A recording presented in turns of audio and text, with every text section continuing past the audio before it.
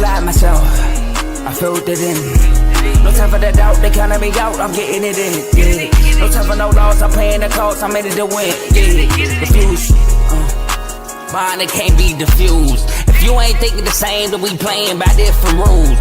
You can't see the vision, we living at different views. Until we complete the mission, keep getting up, never snooze. I walked a mile in my shoes, had the mind of a fool, chasing diamonds and jewels. Trust me, I was confused. Started minding my business and used my mind as a tool. Ended up finding my purpose and found the time to get to it. They told me I couldn't do it, they told me I couldn't make it. They sold it, could never break it. That's sadly mistaken. I need a piece of the pie, I want it so bad I can taste it. They told me, keep on running toes, they gon' take them. Refuse to lose, built to win.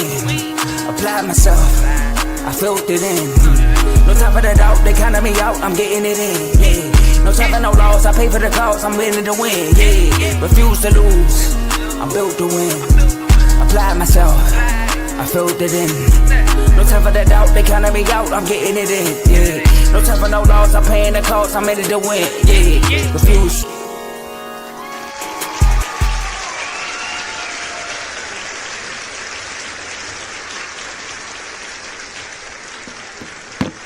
What's good? What's good? Welcome to Unfazed with my boy Ajae, and I'm JJ. We got a great episode for y'all today. It was a eventful weekend in the NFL, an eventful Sunday and a very eventful Monday. We got to talk about Shedeur Sanders. Is he being sabotaged? I know Ajae got a lot on his chest for a couple of topics on this. Matter of fact, every topic on this segment on this show today, I feel like Ajae got a lot to say. You know, so I do too. Let Ajae know I got a lot to say myself. But before we get into the show and the topics, how you doing, my brother? I'm doing good, man. Contrary to belief, I feel good, man. I feel good. I'm working at the I don't know if the people know, I'm at the post office now. They got me going through hell. But as far as like sports, I feel great. I'm unfazed. Joe. I feel good. I'm unfazed. I feel all right. Okay. All right. Well, I know the Cleveland Browns didn't feel unfazed after that loss on Sunday, but we got to talk about that, Ajae. Shedeur Sanders and Cam Ward went crazy. Well, they both didn't go crazy, but Shedeur had a great game, and he went insane in my opinion. He had his best game so far this season, and it was a controversial situation where he let his team down for a game-tying touchdown, and all they needed a 2-point conversion, and he wasn't in the game for the 2-point conversion. But there's been a series of this stuff going on. A lot of things has been going on with Shedeur Sanders since his name has been put in a hat to be drafted. So the question arrives, and you actually brought this question to the table: is Shedeur Sanders being sabotaged? Yes, undeniably. Bro, I don't think the NFL wants Shedeur Sanders to be successful.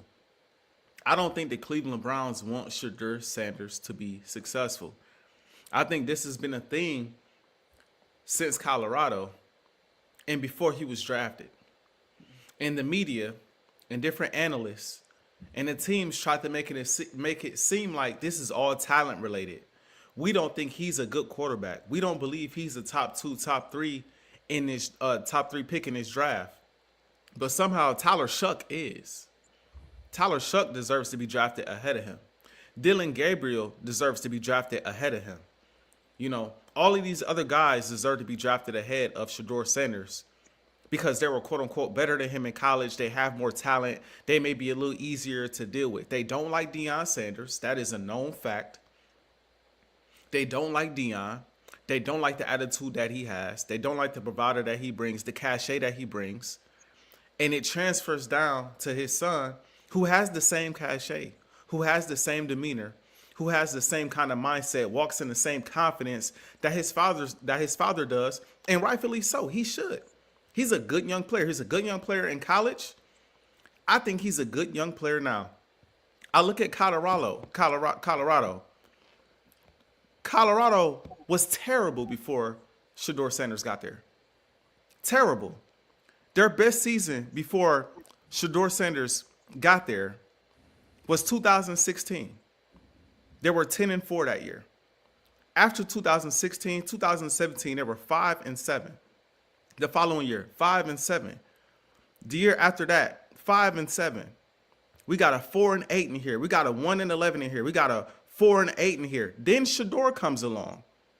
Now you're 9-4. Now you're competitive. For a moment, you're ranked.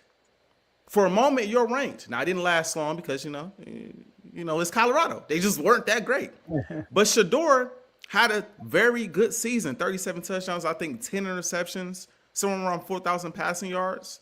Like, Shedeur had a great season and showcased why he should be, in my opinion, at the time, a top 2 quarterback coming off of the board in the draft. But again, they tried to mask it like it was other stuff going on. Maybe he, and honestly, I think I came on Unfazed and I said myself, maybe he did bomb them meetings. You can't really blame those guys if he's in those meetings saying he don't want to play for this team and he don't want to play for that team and things of that nature, right? But it gets bad when the whole NFL passes on him and he goes, what was it, the 7th round, Joe? No, 3rd round. Third. No, he didn't go in the 3rd. No, he went in the 4th round. Fourth round pick. I thought it was later than that. I had to go back and double check. He was a 4th round pick. I had to go back and double check. But to let him slide that far and draft all of these guys ahead of him was insane. So now you come to the NFL. Now you're in the league. You're playing for the Cleveland Browns, an organization that we know is trash. That we know do not have a lot of success in drafting young quarterbacks, right? That drafted Dylan Gabriel, then turn around and have ownership say, okay, we need to take Shedeur. We need to take Shedeur. Knowing y'all should have took Shedeur in the first place. It was the 5th round. Is that you put your 5th round? I'm about to say, I know it was a little later. 144th. 144th pick in the 5th round. Right? They take Dylan Gabriel ahead of him, knowing that Dylan Gabriel is not the guy. Everybody knew when that pick was made, he was not the guy. You bring Shedeur in, Shedeur is immediately the guy. But you got Flacco there, and you got Watson there who's not playing. You got Dylan Gabriel, and now you got Shedeur. And Shedeur is the 4th guy on the roster. Like, if Deshaun Watson, who hasn't played well since Houston, is healthy, Deshaun Watson is going to get playing time over him as well. Makes no sense whatsoever. You get rid of Flacco. You come out and say Shedeur is still the 3rd string guy, 2nd string guy. Dylan Gabriel is not going to start.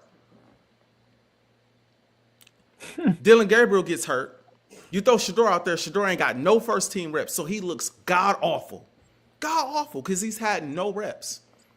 But then you give him a week to get some reps under his belt, and he starts to play good.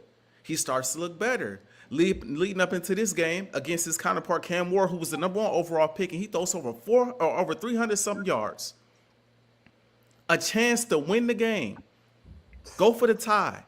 You go for 2 and take him off the field and go with a wildcat play, bro. If this whole situation does not speak sabotage to y'all, I don't know what it's. I don't know what it speaks, because you can't say he's not talented enough to be the starter anymore. You can't say his play has not warranted anyone being able to say, yeah, it was right for him to fall that far in the draft. That's just not the truth, because ain't nobody. Shuck ain't throw up 300 something yards. Cam, to my understanding, hasn't played at that level yet. He's been okay, but he ain't played at that level. Granted, it's Tennessee. You don't have as much over there. You don't have as much over there. I get it. But, I mean, Shedeur playing for Cleveland. Like, it ain't much better. It's not much better. It's not like one is playing for Tennessee and the other is playing for Cincinnati, like where you got T. Higgins and Chase, or Philly. Throw us out there where you got Ajae and Devon. No, you playing for Cincinnati. You playing for you know what I mean? So he's probably playing like the best rookie quarterback outside now. The one player I will say, and I'll give you Cam too, because Cam Ward was already supposed to be the #1 overall draft pick. If you say Cam Ward was supposed to go #1 over him, then that's fine. That boy Dart a problem. I like Dart a lot. And I didn't know we would get all of this early from Dart. He got concussion issues early on. He getting hit a lot. You know, that's one thing. But what I've seen in the flashes of Dart, I had to go pick him up in fantasy. I had to go get him in fantasy. Like, Dart a problem. So if you tell me I'm not taking him over Dart and over Cam Ward, I'm all for you, right? But all of the other names that was mentioned ahead of him, and y'all tried to make it seem like he wasn't as talented as those guys and he couldn't perform at the NFL level, but deep down inside, this is about his dad and about the confidence that Shedeur walks in that you don't like. It's unacceptable, bro. And as a and Kevin Stefanski as a head coach of the Browns, the organization, the Cleveland Browns, I just feel like for y'all to be so bad for so long, this situation is utterly unacceptable. And it doesn't make logical sense because he brings revenue to your franchise, to your team. He brings cachet to your team. He's selling out your jerseys. This helps business. But y'all don't want him to be. It's you don't want him to be the face. It's crazy to me, man. I heard Stephen A. say he got to get out of there, and I agree. I think Shedeur got to find a way to get out of Cleveland. Yeah. So at first I wasn't. Now I was agreeing that he got drafted low. It had nothing to do with his performance. It had everything to do with people just passing up on him because they didn't want him on his team, on their team. So I do think that the draft process wasn't right for him. All right, let me start there. So I'm agreeing with that, like Tyler Shuck and all that stuff. You know, like Shedeur Sanders was the second best quarterback in that draft, and Cam Ward, I think deservingly showed he should be the number one pick. Cam Ward, with what he's working with, he's pretty good, and he commands the offense more than what I've seen from a rookie. Like his communication pre-snap is not at a rookie level. Like he's a leader, he commands the offense. I like Cam Ward. Shedeur is second. I have Shedeur over Jackson Dart. Really? You know, I do. You know, I think Jackson Dart is a playmaker. I give you that. He's a playmaker. He's gonna make plays. You know, but I thought Shedeur Sanders, in my board, he was a second-ranked quarterback going into the draft. Now, he gets drafted, 5th round, 144th overall. Now, in my opinion, the process between the time he got drafted till now, I don't think, based off where he was drafted, I don't think he was sabotage. And this is why. People say stuff like, you throw him in the game with backups. And I'm like, you throwing him in the game with third stringers. He's a third string quarterback. So, like, for example, Sam Hartman on that team, third string quarterback. So, most likely on that last game, he's going to be playing with third string linemen, third string receivers, third string. That's just how it is. So, my whole thing was everybody kept trying to push Shedeur up because we knew Shedeur he should have been in the front of the line in the first place. But he wasn't in the front of the line. Cool. He's not in the front of the line. He's good enough. Let the man work his way up. And that's exactly what he did. He worked his way up. He had a starting job. That's what my stance was. My stance wasn't never, once he got drafted fifth overall, it was, all right, you a 5th round pick. Let's shock the world. Let's move from 5th round pick to starting job. So that was that. Now, where the sabotage come in now, his first start, right? I don't know, what just happened? All right, there we go. The first start, right? He throws that bomb. Remember, he throws the bomb. And everybody like, oh! And what they do right after that? Wildcat. Touchdown. Okay, you got a touchdown. It's cool. Bro, come on, bro. Like, why? I haven't seen this for real. Like, why are we doing this now? All right? And then we look over the last game, like you said. Before the game-winning touchdown, another play, he threw it, and they got down to like the 2 or 3 yard line. They got down the goal line. And what they do? Wildcat. This is actually his first touchdown. Wildcat. And they didn't get in. And guess how they got a touchdown? He throws a dime to Njoku on the left side of the field. A dime. So, and then on overtime, like you mentioned, the man throws another dime for a touchdown. A dime. It's clutch. And this is all in the snow for everybody who's watching. It's all in the snow in Cleveland. It's ice cold. People's hands are numb. You know, he's doing his thing. And he going against his rival, basically. They friends, but on the football field, that's going to be his rival. He upped this game when the pressure was high. It was a big game. And the defense gave up 30-plus points, and he did throw an interception, but he also got a pump block, and one of his guys fumbled. They got points off that. So it wasn't all his fault. So you throw a potential game time touchdown, and then he's not even on the field. Like Carl said, the play they ran, I believe it would have worked too if they would have executed right. But why even do that? Like why? Like why not give him an opportunity? You keep taking him off the field, and out here it's saying like we don't believe in you, we don't trust you, we don't think you can do it. So I do think that right there is sabotages. And like you said, the reason why he didn't get drafted, they talked about interviews. The interviews I've seen him do pre-game and post-game, he's been 1,000% correct. He's been cool, calm, collected. It's been so many times they try to bait him into like throwing Stefanski under the bus, and he won't do it. I remember Dylan Gabriel made a little comment. I forgot what he said in the preseason. He made a comment, and it was flat out wrong. He should never. I forgot what he said, but it was a shout out Shedeur. He should never say that. They try to get Shedeur to respond. Shedeur like he turned it down and like, I'm not about to do this. I'm not about to sit here and put me against my teammate. So the way he's handled the media has been very mature. The only thing I didn't like he did, which I don't think is a huge thing, was after his first game, I didn't think his first game was good. He had some wild moments, but overall wasn't good. And he said, man, it's only after 1 week of practice. I'm like, all right, Shedeur, just keep being humble. Don't be like that right now. See, now this game he just had, he could come out and say, I only worked the starter for 3 weeks. Imagine another 3 weeks. But after that first game, he wasn't good. He had a couple of good moments, but overall he wasn't good. But outside of that, he's been knocking all the interviews out the park. And also, lastly, his teammates love him. His teammates love him. Your best player, Myles Garrett, loves Shedeur. He wants Shedeur to be the starter. When Shedeur threw that first pass in his first game, they showed Myles Garrett. He was like, woo! Like he never seen that before in Cleveland. So if your best player is vouching for him, what are you doing? So that's why I think it's sabotaging, because like you can blatantly see it. First, I wasn't a believer all the way when it came to the Stefanski, but now I am. He's definitely sabotaging stuff. Joe, the signs started early. That's my case, which is why it doesn't make this moment surprising, bro. It started. You draft him.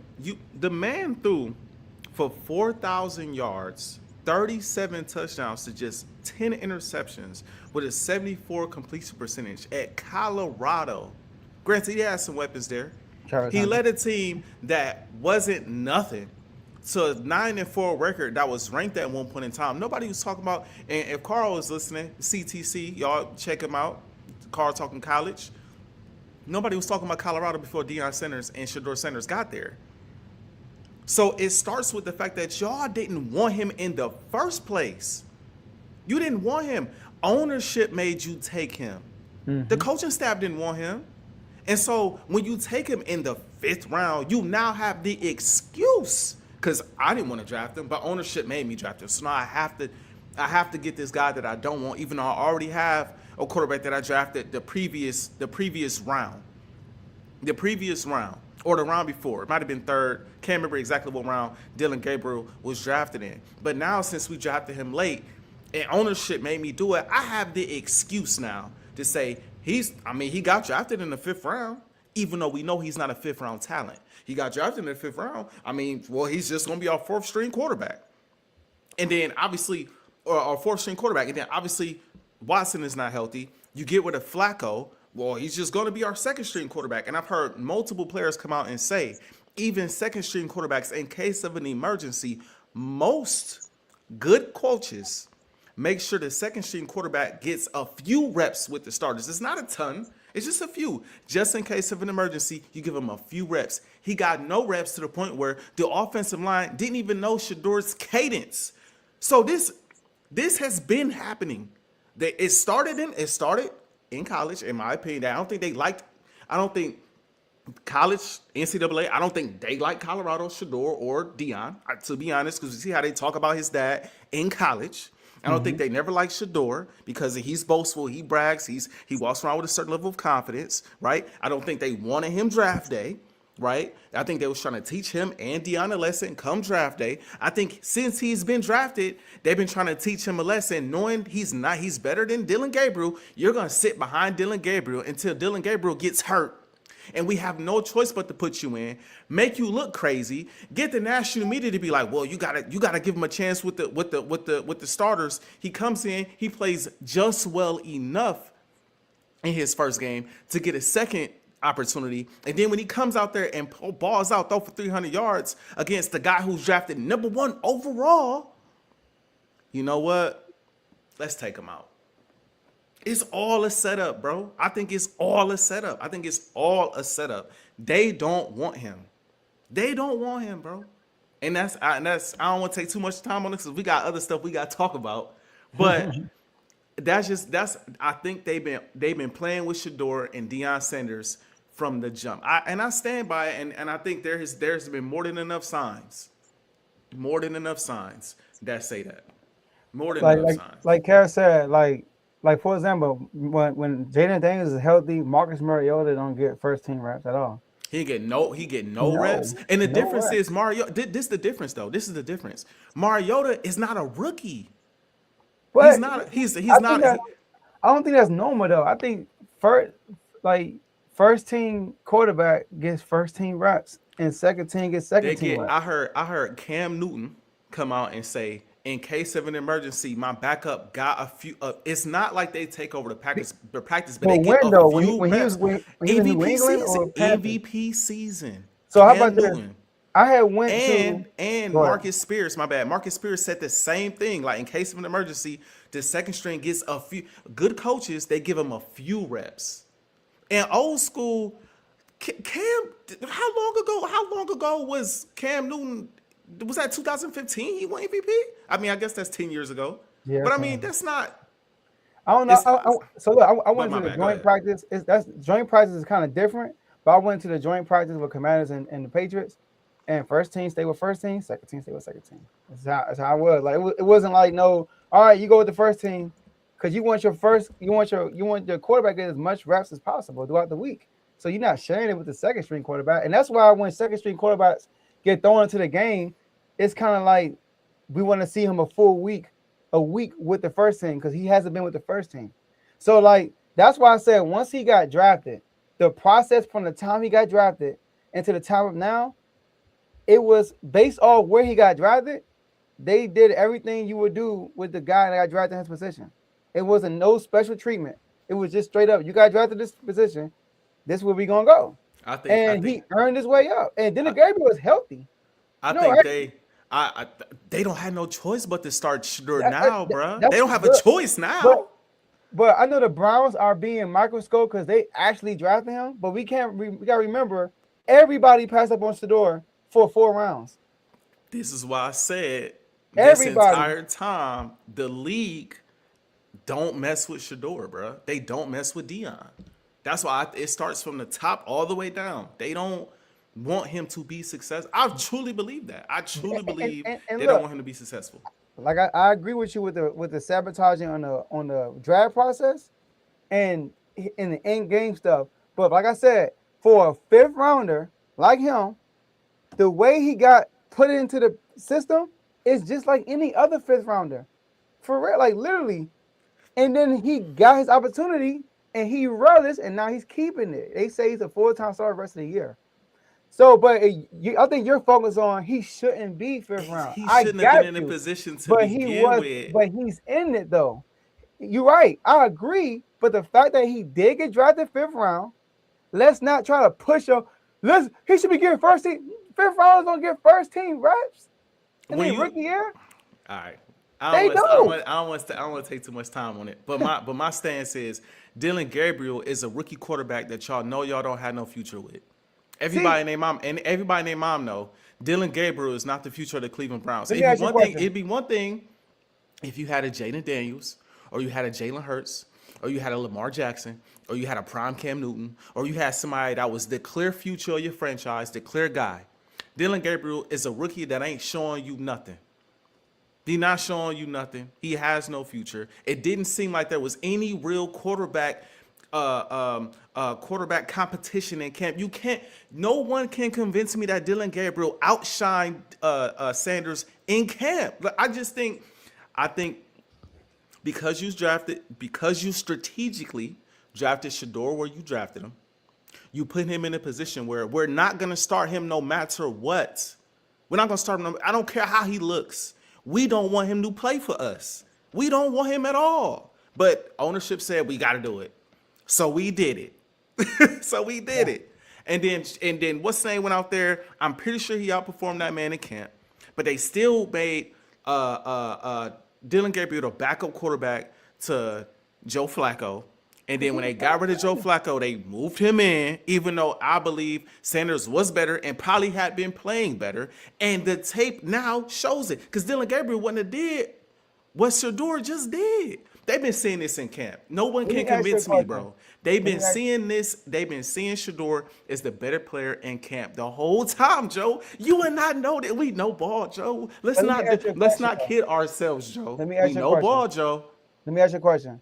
Based on where he got drafted, Yes. did they do anything wrong? Yes. Take away Shedeur Sanders.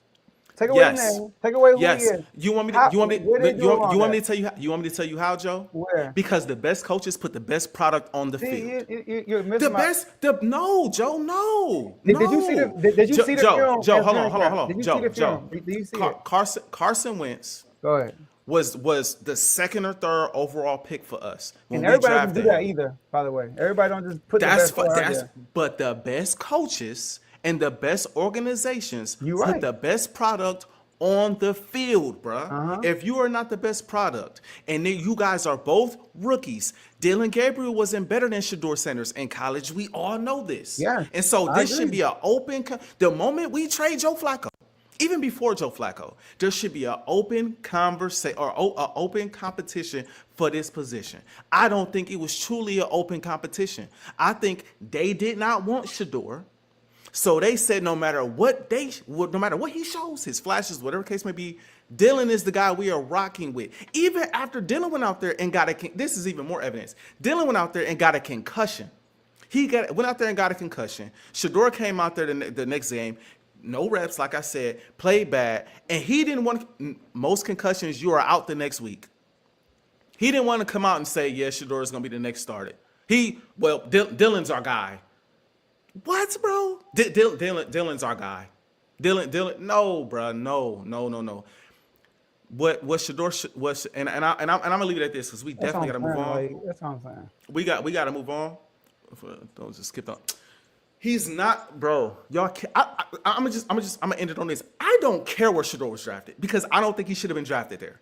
I think once you draft, I think once you draft a player, when that player gets in the system, you go, especially if you're the Cleveland Browns, as trash as you are, you want the best product on the field. So I don't care if he was drafted in the 20th round and Dylan Gabriel was drafted in the 3rd. If he comes out there and he looks better than Dylan Gabriel and Dylan Gabriel is not looking good, he deserves a spot over Dylan Gabriel. Dylan Gabriel didn't have the cachet of a number one. Y'all acting like Dylan Gabriel was the number one overall. Like he was Cam Ward. Like you had no choice but to start Dylan Gabriel, a guy I hadn't even heard of until he was drafted. Come on, y'all. The proof is in the pudding. He was showing these flashes in camp. I'm confident he was. They didn't want to start that man. All right. I'll leave it at that. I'm passionate about this Shedeur thing. I think they did him dirty. I think they're doing him dirty. See, I agree with you. My whole thing is once he got drafted, y'all were trying to push him to the front of the line. When it was like, bro, if he's that good, he will get to the front of the line. And look where he's at in the front of the line. By default, if Dylan don't get hurt, it's God's plan, bro. Like it would have happened. He would have got his opportunity at the end of the day. That's what I kept saying. Like y'all keep trying to push him. Yo, he's a 5th round pick. 5th round picks don't get no opportunities. So the fact that he's in the league, he will get his opportunity and he will get his line. And he did. Once he got his opportunity, he worked it out. And then the stuff he did in the training camp, he's not doing with the same group. And you acting like Dylan Gabriel preseason wasn't good. He had a good preseason, a really good one. So based on he did not have a good preseason? Bro, Dylan Gabriel he checked down. Bruh. No, he didn't in my eye. No, he did not, bro. He did not. Let's move on. But no matter I'll segue. I forgot. I'm so crazy about this shit. Commanders. Let's get it. Let's get to the Commanders, man. Let's get to the Commanders, man. We saw the Commanders go out there. I personally did not know that the Commanders enjoyed donuts. I had no clue that they was into Honey Nut Cheerios. I had no idea that was their favorite snack and their favorite food until we witnessed this game right here against The Minnesota Vikings. Jayden Daniels' first game back, we saw Joe come out with the shades. He was excited. He was happy to see his boy out there. And it was short-lived. It was short-lived. They were down 14-0 in short order. Jayden Daniels threw an interception, was tipped, caught by a defensive lineman, if I'm not mistaken, almost taken back to the house. Jayden Daniels pushed down on the play by Isaiah Rodgers, former Eagle, re-injures his re-injures his elbow, but now he's week to week. We have to ask you now, Joe, now that game has happened, do you think Jayden Daniels should have played at all? So look, I think he should have played. All right.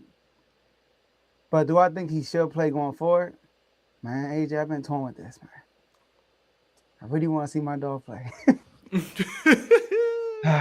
But the fact that he got shoved and re-aggravated his injury.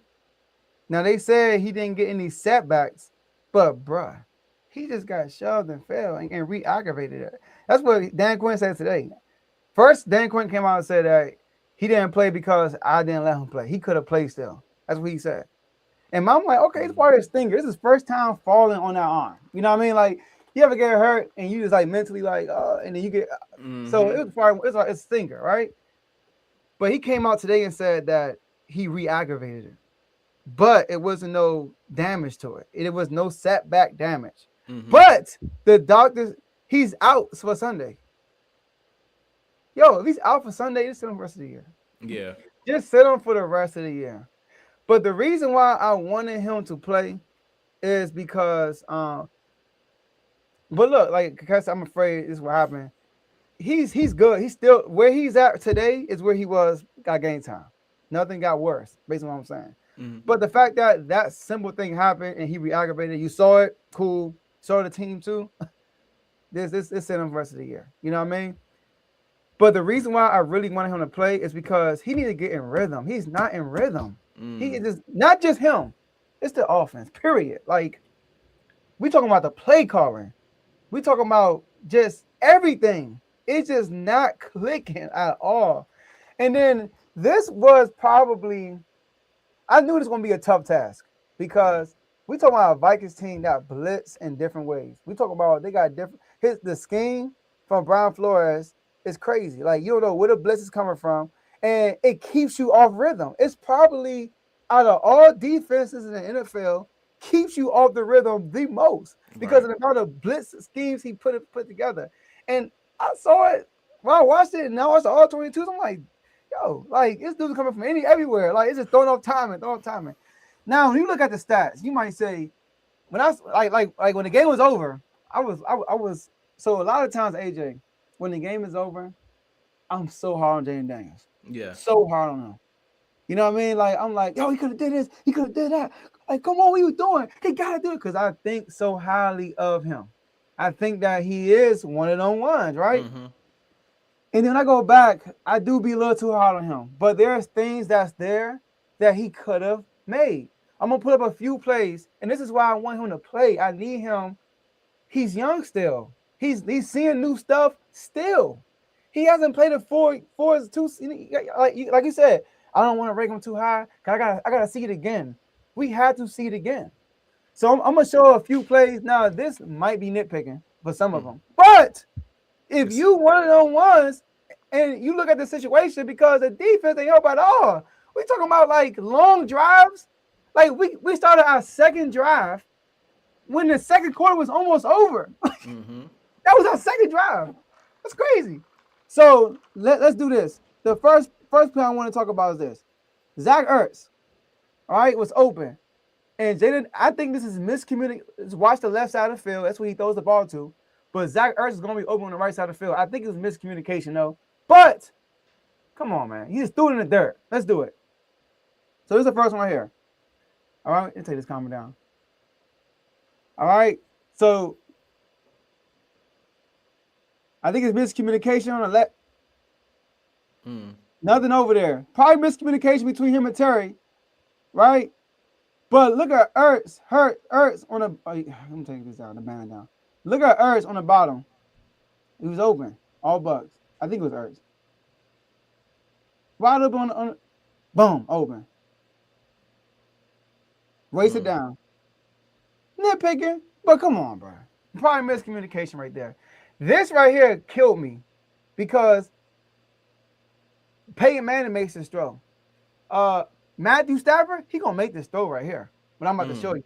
Josh Allen, he gonna throw this thing. And I'm about to show you right here. Look at this. Watch Terry McLaurin on the top. Terry McLaurin on the top of the screen. He's going right. He's gonna do a post route. It got a single high safety. Safety is low right here. He throw it. Yeah. Just throw it. He holds the ball. It's third down. This third down. He holds the ball and punt.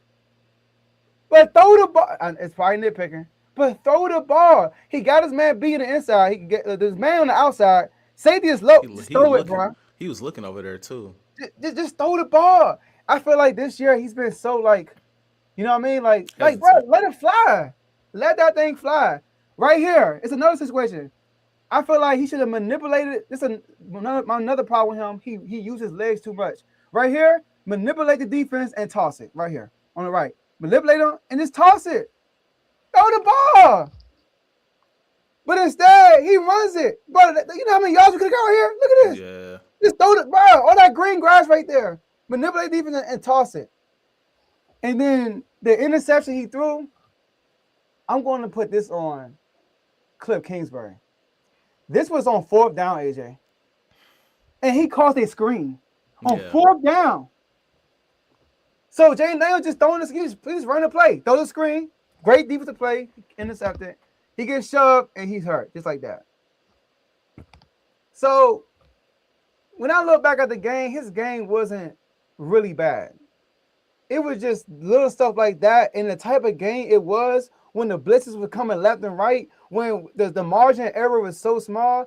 If you really that guy, those little things, you got to make it happen. Because if you don't, that's what happens. We down 21-0. So that's why I want to see him play. Because if he don't play, he's coming to his third year, really in the second year. And I don't want that. And then we got 4 division games. 4 division games coming up. It's going to be 4 tough games. You know how much he can learn just for playing these last 4 division games? And I know this is what Dan Quinn wants. He wants him to play these last games, whatever. But just for his health, man, because the man stay getting hurt. I mean, every time he comes back, he gets hurt again. Like, he can't string up 3 games in a row. He hasn't played 3 games in a row all year. And then you look at his numbers. Numbers is not good. He just hasn't been good this year. I mean, last thing I'm going to say, and I'm going to pass to you. He just has not. Oh, got deleted? What's going on? I had it. It got deleted. But his numbers has not been good this year. Like Jayden Daniels, I mean, completion percentage is lower than it was last year. Turnover is higher than it was last year. Turnover TD ratio. You know, it just hasn't been. It's just been an off year because it hasn't been 3 games in a row. So when he plays 2 games, that second game, he normally plays better. And then he, like Dallas, he played better against Dallas. He got hurt. Against the Chargers, he can get good. Then he got hurt. It's like, God, can the man get healthy? So that's my whole thing. I think we should sit up for the rest of the season. We got a couple super chats. Oh, it's not. Okay. Shout out to 2 measly pots for the $2 super chat, $1.99. And then he sent another one in. I don't care what anyone says. It's still go Birds. We're going to get to him in a second. Believe me. We're going to get to him in a second. We appreciate the super chat. This is the second time I'm coming here and giving a super chat. So for sure. Appreciate it, man. Definitely appreciate you. That probably was base, yeah. Did they make the original question? I want to get that back on the screen. The original question, if I could find it real quick. I got you. Go ahead. Okay. Did they make a mistake by playing Jayden Daniels? I don't think they made a mistake by playing Jayden Daniels because I am a big picture guy. Okay. Right. I am always looking at the big picture. If you have a chance, you play till you don't have a chance anymore. This takes me to the conversation around Joe Burrow, right? Now, his situation is a little different because his division was a little tighter at the time he came back. Baltimore struggling, the Steelers struggling. They're getting ready to play each other this week. Maybe if y'all can go on a winning streak, you play these guys later down the line. Maybe, just maybe, there's a slim chance we have an opportunity to win the division and make the playoffs. So you play Joe Burrow, and Joe Burrow is the type of player that says, "I'm good enough to help us win out." And if the doors open, I want an opportunity to go through and win, right? So now I take you to Jayden Daniels and the Washington Commanders. The Commanders feel like Jayden Daniels is that guy. The fans feel like Jayden Daniels is that guy. Jayden Daniels feels like I'm that guy. I don't care if it's a 2% chance. I don't care if it's a 0.5% chance that we can make the playoffs. Like Joe said multiple episodes prior, we don't have the X by our names yet. Philadelphia struggling. Dallas, they hit or miss. Sometimes they hot, sometimes they not. We play both of these teams down the stretch of the season. There's a slim chance. Put me out there. I want an opportunity to go out there and prove myself. I'm not mad at the coaching staff for saying, yeah, let's put him out there for rhythm purposes and things of that nature. And but on a bigger scale, we still possibly, and it's not a great chance, but we still possibly have a chance at making the playoffs. Now that you cannot make the playoffs, there is no way in hell Jayden Daniels should see the field again. I feel what you're saying, Joe, from the standpoint of timing and rhythm and things of that nature. But Joe, sometimes timing and rhythm translates from season to season. Sometimes it don't. Sometimes it does not.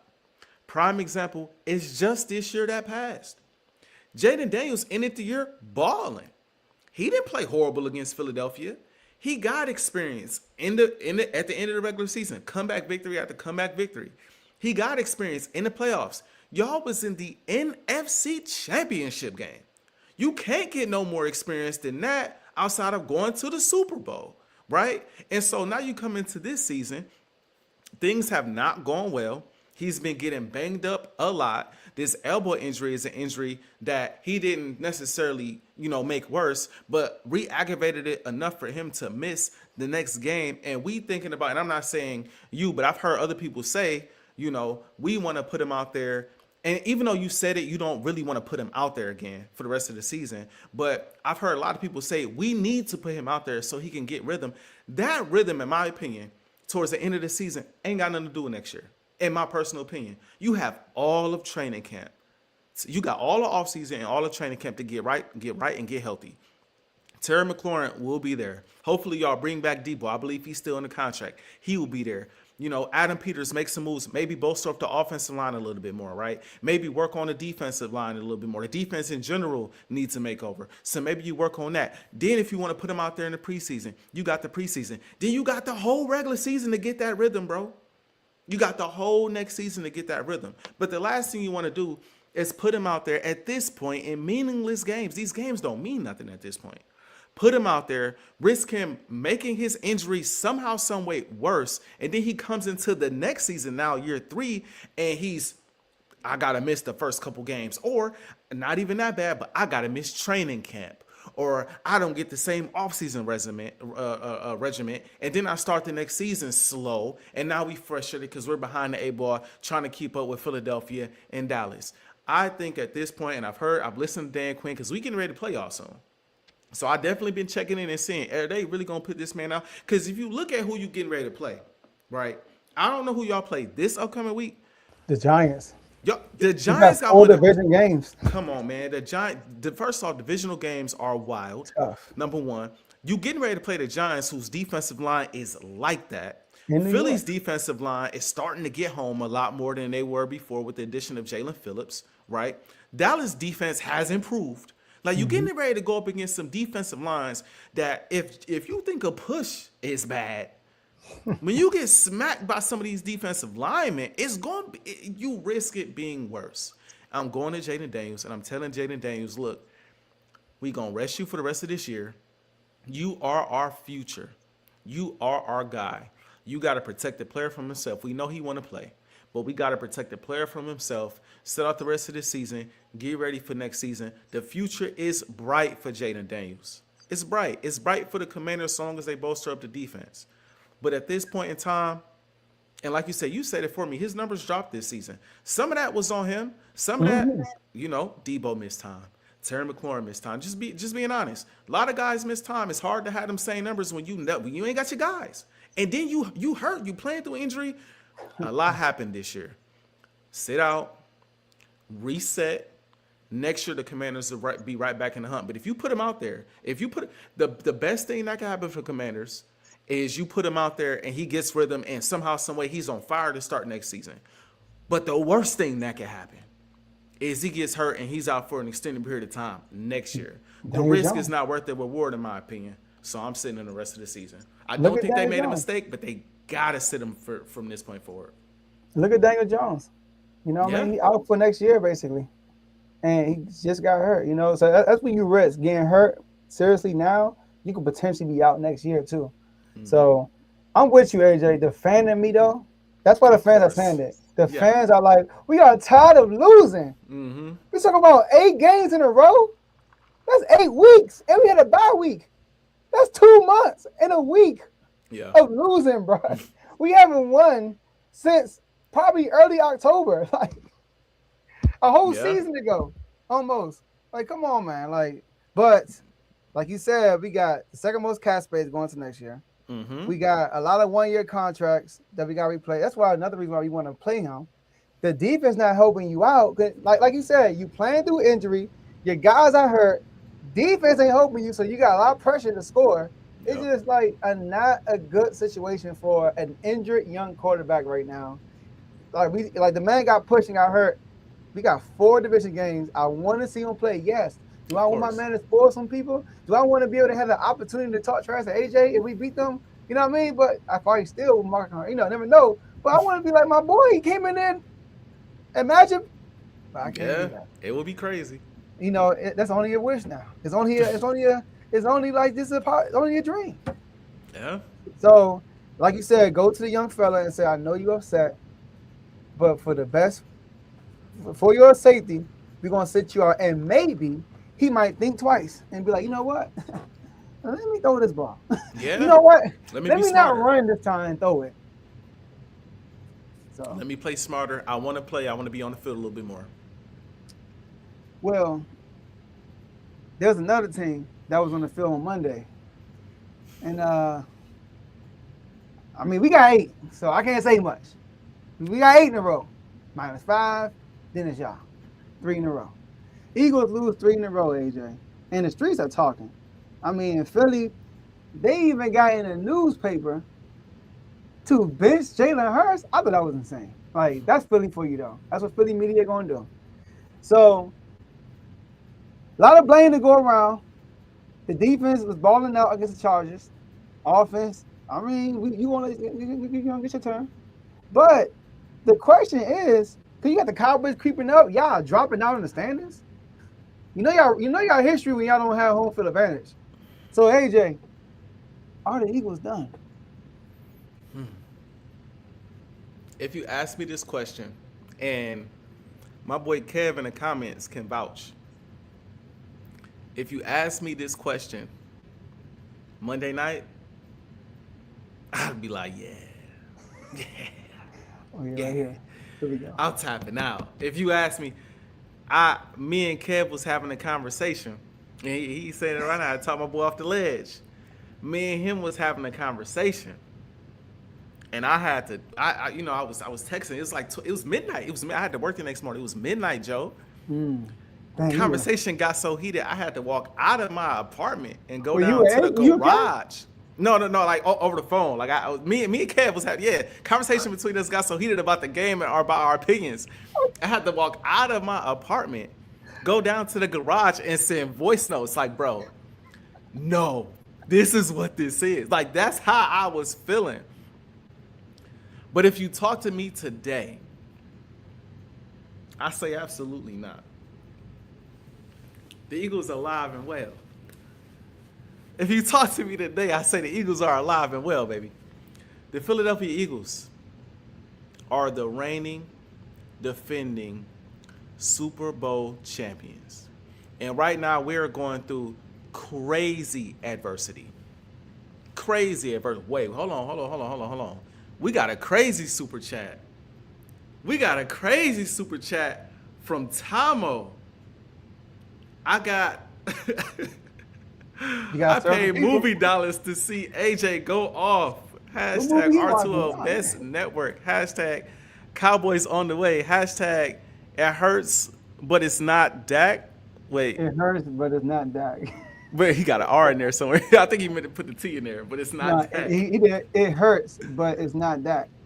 Oh, I see. Saying. It's a nor Dak. Oh yeah, dang. But hey, I Hey, paid movie dollars. Hey, appreciate you, Tomo. I got you. Don't worry. Thank you. That super chat crazy. We definitely appreciate it. Shout out to Definitely. Tomo. That's the biggest super. That's the biggest super chat I didn't see out here, man. Shout out to Shout out to Tomo. Tomo. Shout out to Tomo.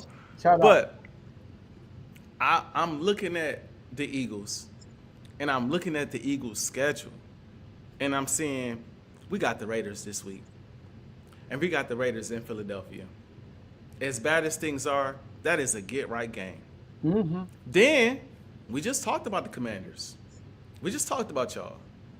And the way the Eagles are playing defensively, with or without Jayden, I like our chances against y'all.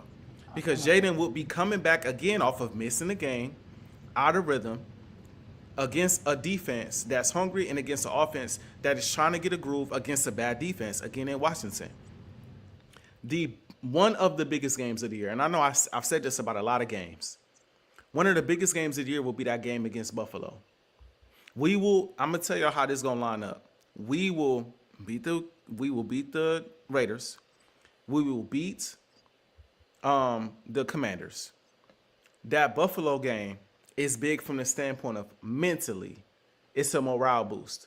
Because even though you lost to the Chargers, even though you lost to the Bears, the Buffalo Bills with Josh Allen is still a team people look at and say, that's one of the best teams in the NFL. If you can beat the Buffalo Bills, which I personally believe the Eagles can do given how this defense is playing, the Eagles can slow them down enough, and I believe the offense can play well enough to win that game. I think the Eagles fly into the postseason on the high with a home playoff game, and things look different. That game happens the way I envision it happen. I say I see y'all yet again in an NFC Championship game, and we'll take it from there. But I would be remiss to not talk about Jalen Hurts.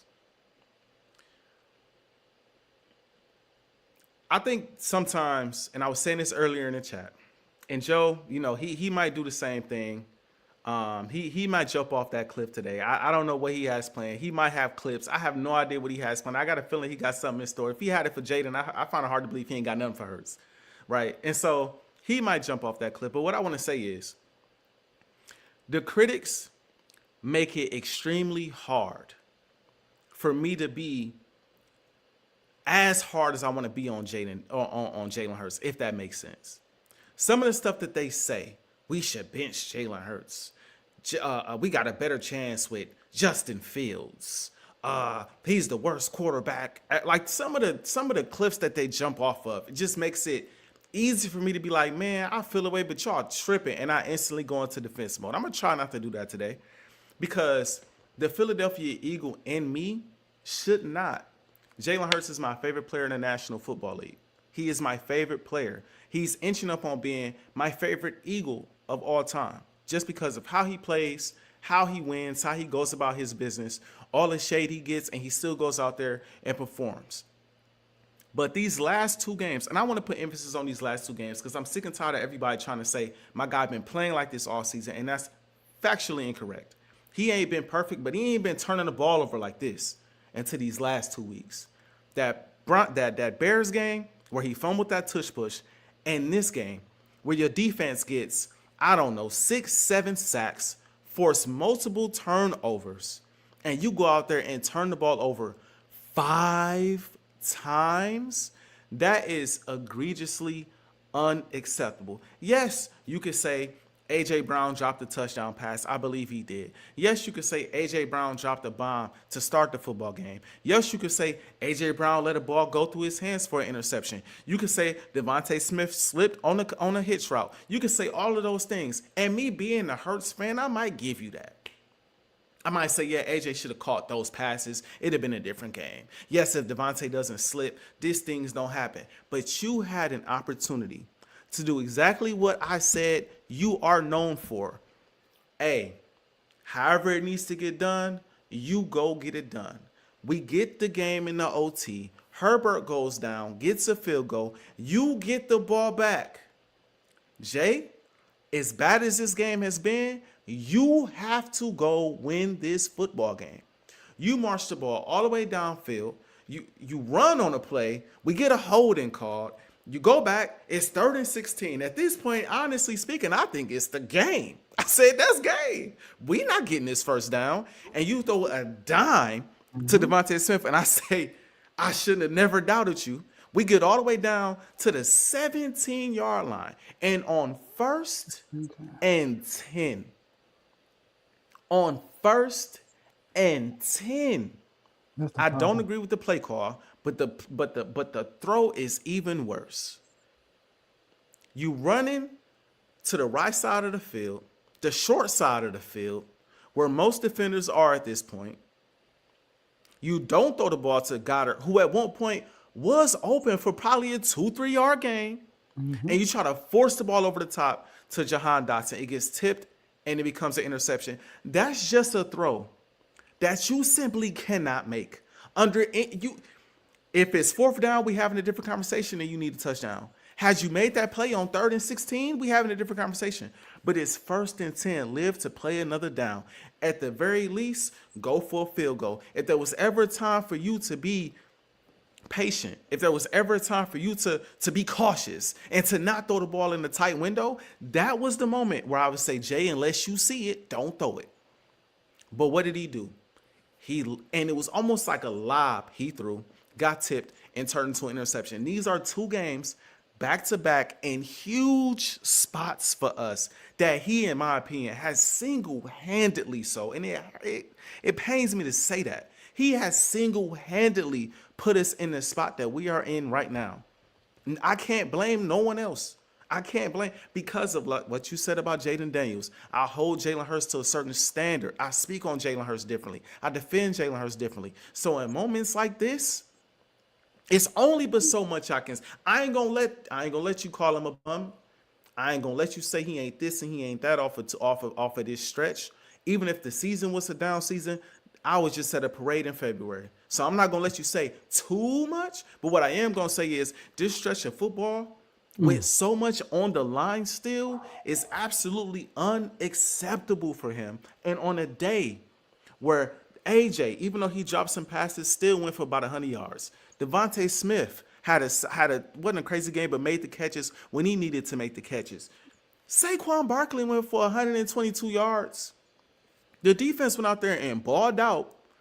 You can't go out there and give them 5 turnovers. And it's hard for me to count the one where he threw the pick, got the ball back, fumbled. Like that was a play that was kind of like you scrambling to get the ball, you kind of barely got possession, they knock it out again. Like it's hard for me to count that as a turnover mentally when I watch the game, but at the end of the day, it is a turnover. You can't turn the ball over 5 times in a game of such magnitude in a dome. No wind, no weather conditions. You cannot play like that. But what I will say before I pass this to you, Joe, is I don't care what they say. I'll ride with one. I'll ride with Uno. Like I said before, this man been to 2 Super Bowls in 3 years. This man is a Super Bowl MVP, former All-Pro quarterback. This man did it all, done it all, has had more success in that Philadelphia Midnight Green than any quarterback in the history of Philadelphia Eagle Midnight Green. We never seen a quarterback come along and accomplish the things that he's accomplished. So I ride with my dog till the wheels fall off. And I fully expect him to be better going forward, especially against the teams we going to play. I fully expect him to make amends. And I'm telling you, Joe, it's all a joking matter now. I still don't believe this team is the 2023 team because of how this defense looks. And ultimately, that Buffalo game is the one to watch. I promise you, if we beat Buffalo, we will be right back in the NFC Championship game. We will win that first game in Philly against whoever we play, because it's going to be hard to beat us in Philly for that first game. And then we're going to shock some people, whoever we play, and that's in that divisional round. Because I think at that point, we will be confident and we will be in rhythm. Defense will be playing well. Hurts will be playing better. The offense will be playing better. And we will be right back in that NFC Championship game. All the Eagles need, all Jalen Hurts needs, is a bit of a confidence boost. And once we get that, it ain't over yet. Once we get that, I think we'll be a team to be reckoned with still. Are they done? No. Is it ugly? Yes. Does Jalen Hurts have to play better? Absolutely. But I think it goes up from here. I truly do. After some days of sleeping on this. Are y'all done? Nah, you're not done. I mean, y'all still in the division. You know, y'all third seed. Like you said, you got a home game. And the playoffs ended today. I mean, y'all will be playing the 49ers. It's not going to be an easy task. Absolutely not. None of the playoff games going to be easy, for sure. So y'all will play the 49ers. The Rams will have a bye. That's like the last team you want to have a bye. I feel like, do you think the Rams are probably the biggest threat to y'all in the NFC?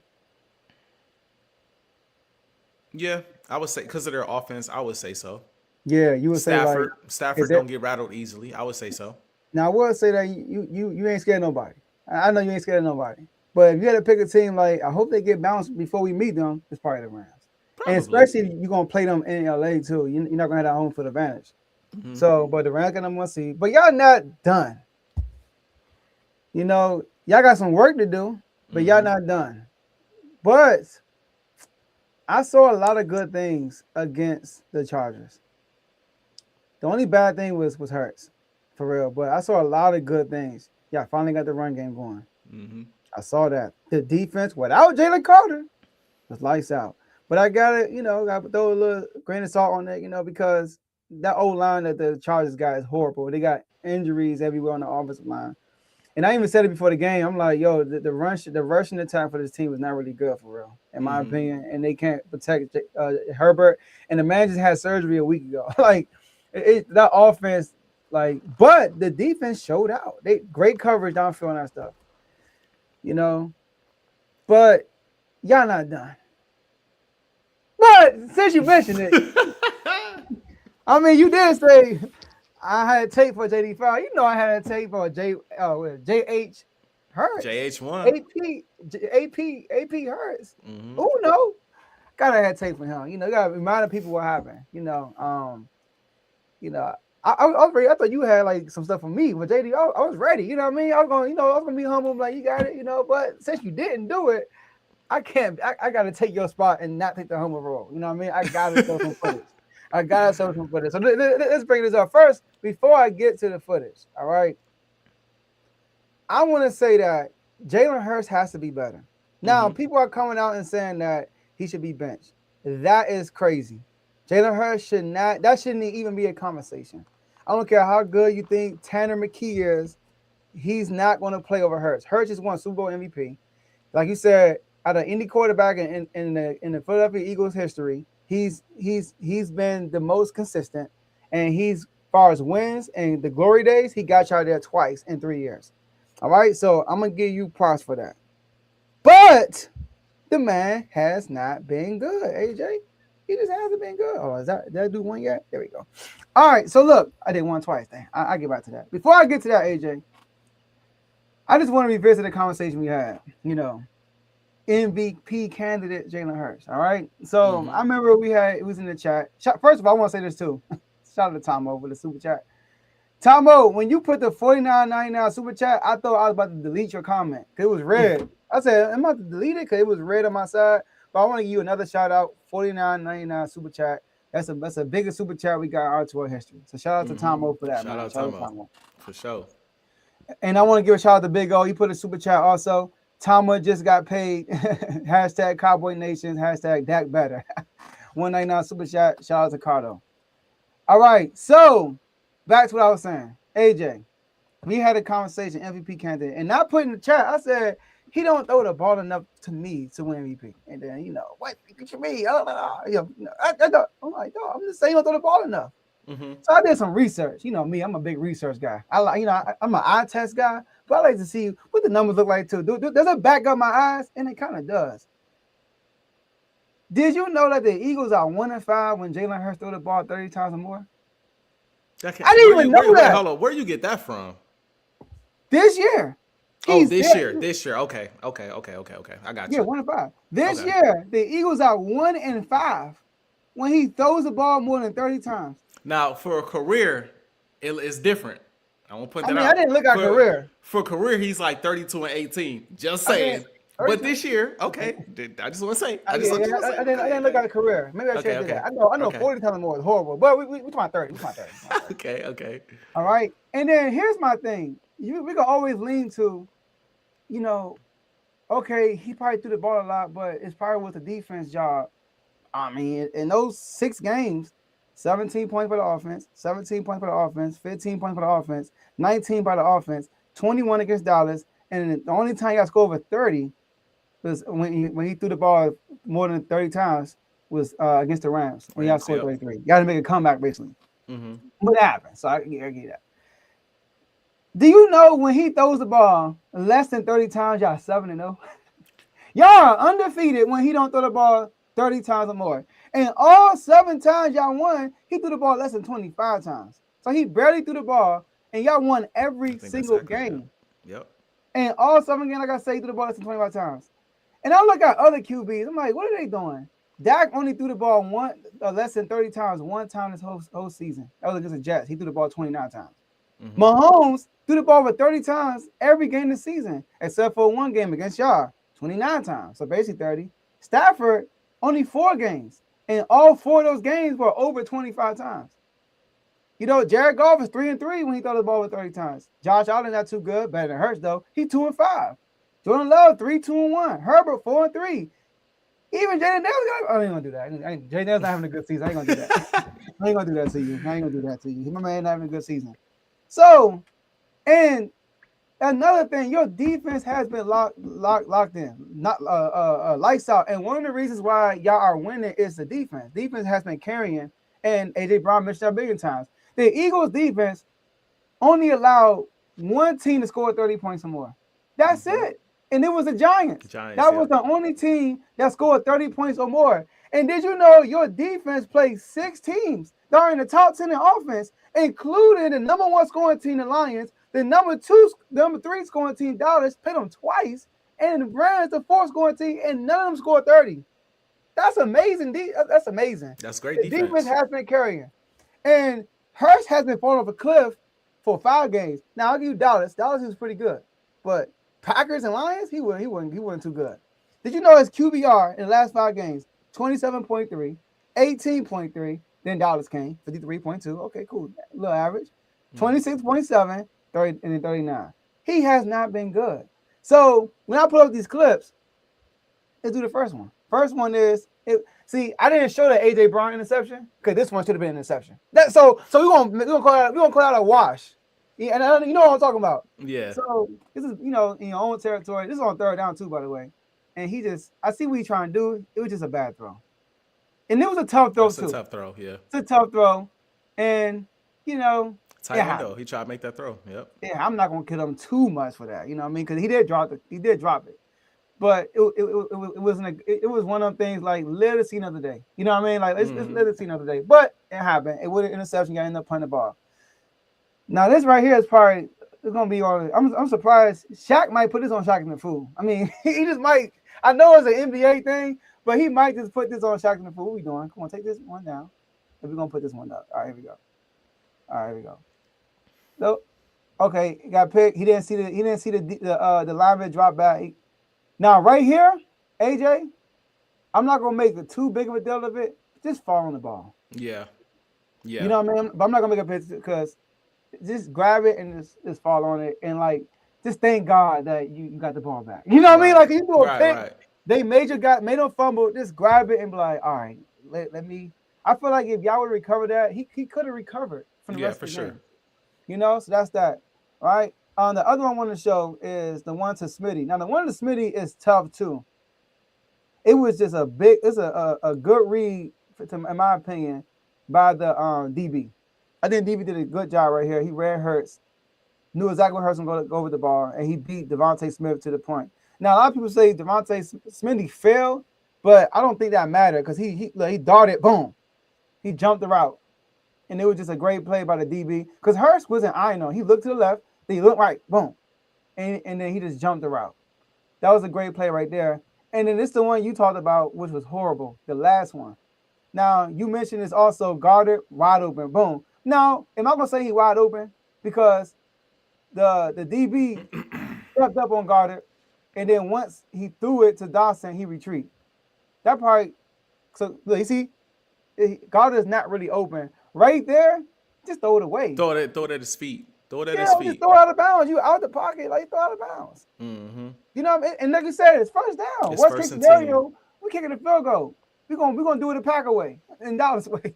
You know what I mean? That's worst case scenario. So, I just had to show people what happened. But do I think that this is gonna be Hurts going forward? No. But Hurts in the past, he has shown that when the pressure is high, he responds. That's what he showed. And I know that's what y'all been waiting for. Like the Bears game happened, and y'all were like, man, when my dog get killed, he gonna bounce back. Then this game happened. So now I said this: if y'all lose to the Chargers, first I say y'all lose to the Bears, y'all should be worried. I said that. Mm-hmm. And the cat said there was another 8-4 team. Whatever he said, I got 8-3 team. I'm like, bro, like, I should be worried. Mm-hmm. Then I said, hey, really should be worried, lose this game. Now I want to say this one more time: if y'all lose to the Raiders, which y'all better not, bro. Oh gosh, yeah. But here's the thing, though. I know you're not comparing this season to the 2023. Mm-hmm. The roles have flip-flopped. 2023, the offense is clicking and the defense is trash. Mm-hmm. This year, the defense clicking, the offense struggling. So, but like I said, I saw good. Y'all were moving the ball. I saw good stuff against the Chargers. Y'all were moving the ball. But the Raiders, it's like the Cardinals game. You know what I mean? Like, remember the Cardinals game? When it was like, ain't no way they're going to lose to the Cardinals. And then you got lost to the Cardinals. Yeah. And then y'all played the Giants to close the year out. You lost to the Giants. And y'all got blown out. So that's why I'm like, this is the NFL, and y'all have a lot of pressure right now. Y'all are pressuring. Not saying like y'all going to fold, but it's a lot of y'all pressing to get a dub. Like we are. We are pressing to get a dub. And it's hard to like break through that one win to gain that momentum back. So this is at home. The Raiders are struggling. They got nothing to fight for. So this could be y'all better not lose this game. Kenny Pickett will be out there. Kenny Pickett playing? Yeah, Kenny Pickett playing. Geno Smith hurt apparently. I know so he got. Kenny, yeah, so Kenny Pickett stepping in. He playing this week. Like I said before, man, I'm not gonna do too much. I think as Eagles fans, I think that we allow other fan bases to trap us in a space where we can't talk about the team. We only talk about Hurts. It's always about defending Hurts. It's always about Hurts, because we know the team is good. Mm-hmm. We know the team as a whole is good. So we going to pick at the quarterback as much as possible, and that's how we going to get a reaction out of Eagles fans, because they know we're passionate about our team and we're passionate about our quarterback. But if you pay attention to the history of the Eagles, it's for the most part always been bigger than the quarterback. When you think of the best players of the Eagles, the best players in the history of the Eagles team, you think of guys like Brian Dawkins. You think of guys like Jeremiah Trotter. You think of guys like Kirsch. You think about defensive players. You think about T.O. You think about, Shady McCoy. You think about Deshaun Jackson. Then you get to a guy like Vic. Some of us didn't get to a guy like McNabb.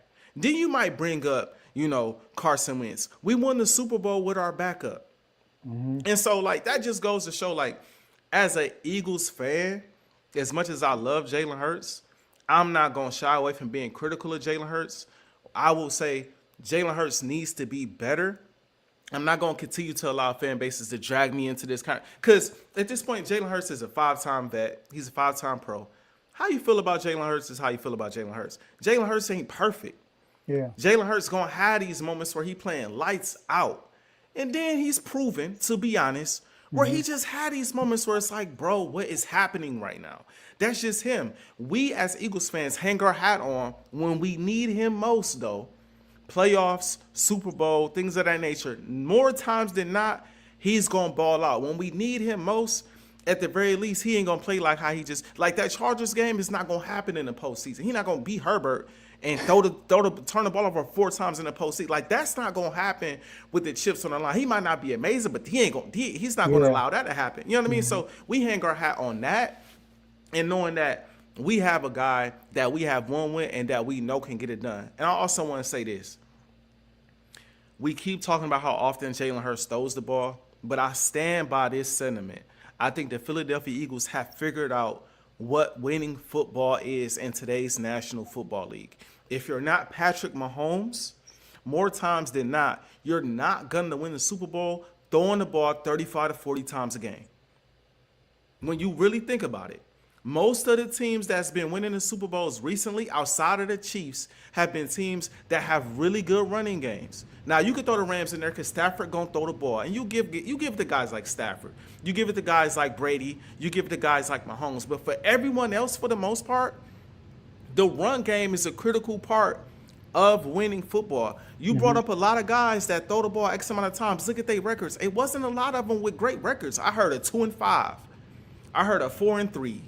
I heard they had better records than Hurts. They had 1 or 2 more wins, but it still wasn't winning football that's sustainable in the postseason. That's why Josh Allen, not a champion yet. That's why other guys that we mentioned in these conversations have not gotten to that point, because they are throwing the ball. They're required to do so much, like Von always say. They're required to throw the ball 30 to 40 times, and after a while, the defense knows you're going to throw the ball all dang game. All we got to do is make sure we get in these passing lanes. You're not going to run the ball so the offense becomes one-dimensional. The Philadelphia Eagles have prided themselves on, we're going to run this ball 25 times, and we're going to throw it 25 times, or we're going to throw it 23 times to keep you off balance and to make things easier, not only for Jalen Hurts, for everybody. For everybody. For Saquon, for Ajae and Devontae, because now you're not getting the same double team looks. You're not getting safeties dropping down a certain way covering you. Now you got one-on-one looks because they're afraid, of the running game, right? For Saquon, because when we throw the ball to those guys, now they're not stacking the box quite the same way. So now we can mix in the run and Saquon can get busy because the defense ain't box. Like Kev said, for the defense as well, because as great as this defense is, once it's gassed, it's in trouble. And so Jalen Hurts undeniably has to play better. I'm not going to deny that. He got to play better. I was severely disappointed. That was, in my opinion, the worst game I've ever seen him play. Yeah. That was the worst game I've ever seen him play, start to finish. It was an abysmal game, and he's had some bad games in his career. But if you ask me if I still believe in Uno, the answer is yes. Do I still believe in my team? The answer is yes. Like I said, we are the reigning defending champions. My guy's the reigning defending Super Bowl MVP. And I'm going to ride with that till I can't ride with that no more. They got to show me that they go lose and either not make the playoffs, or they go get bounced when it matter for me to be like, all right, y'all got us. But until I see that X, like you said, we going to rock out with J1, JH1, Super Bowl MVP, defending champs, and we go see what happens. I got faith in my guys. We got the talent to turn this around. I still believe if we could get this thing going, don't be shocked if we are back in that NFC Championship game. And then with Hurts, you in that danger zone. Because once you get to the NFC Championship messing with Hurts, you in trouble. That's all I got. You in trouble. Because then that's when he's liable to turn it on the most. And we seen it. He liable to like, bro, he ain't done this all year. He ain't done this all. Now he 3 rushing touchdowns, 2 passing touchdowns, 240, 250 yards. He going crazy. Just let's just get there and see what happens. Let's get to the playoffs and see what happens. Let's see. Let's see. You want to kick this last one off or me? I keep on to the people. Normally I'm real good with the segues. I've been terrible today. I just want to apologize to my co-hosts on the airwaves right now. I've been terrible with the segues. You know what I mean? But we can get right to it. We got to ask the question: Lamar Jackson, Patrick Mahomes. It looks like both of these guys may miss the playoffs this year. The odds are not looking in their favor. I think Lamar has a bit of a better chance of making it because he's got a chance to still win his division. But it's looking like a struggle. And Patrick Mahomes, it's been a rough year all the way around. He's had some great moments. He's had some bad moments. I got to ask you, Joe, who are you more disappointed in this season? Lamar Jackson or Patrick Mahomes? Lamar Jackson. I'm more disappointed in Lamar Jackson. Now, Mahomes, he's proven. Been there, done that. Just went to the Super Bowl last year. I mean, the man won almost 3-peated last year. So the man, he been there, done that. And also, we seen the Chiefs kind of struggle. We seen the struggle with the Chiefs. They just been squeezed. Like last year, to be honest, I think this year's team is probably better than last year's team. Only difference is last year's team squeezed out the victory. They won all them close games. But this year is actually better. It's just that this schedule they got this year is like every week they playing like another good team. Like it's crazy. Because this week they got the Chargers this week, and then they got the Broncos. Like so Lamar Jackson has been disappointing. Lamar Jackson first 5 games came out blazing. 15 touchdowns, only 2 interceptions. That's it. Cooking. When he got hurt, he was leading the league in QB rating. Leading the league. And I think he was leading the NFL history in QB rating. Oh, he was second. He was hovering right now in NFL history. Then he comes back. Well, he came back before that because he got hurt in the 3rd game. And he came back, and then he had a 4 touchdown game with the Dolphins. But in the last 5 games, Lamar Jackson 3 touchdowns, 6 turnovers. Now, some people might say he been hurt. I came out and said the Bengals game, he didn't look hurt to me, but I'm going to give him 1 more week. And last game, he definitely didn't look hurt. The last 2 games where he didn't look like he was hurt, 2 touchdowns, 3 turnovers. Can't happen. And then some people want to say, look at the offensive line. Look at this. Look at that. Well, the same offensive line was here when he had 15 touchdowns and 2 turnovers. Same team was there. Defense is actually worse, AJ. When he had those 15 touchdowns and 2 turnovers, they were giving up all them. Remember, they was giving up a historic pace in points per game, in yards. Defense actually been stepping up, and Lamar be missing people. Now, other stuff is happening. That's probably just like we talk about your boy, AJ Brown, drop pass. Stuff happens, but I'm used to seeing Lamar in the regular season dominating. I'm used to seeing Lamar Jackson MVP conversation.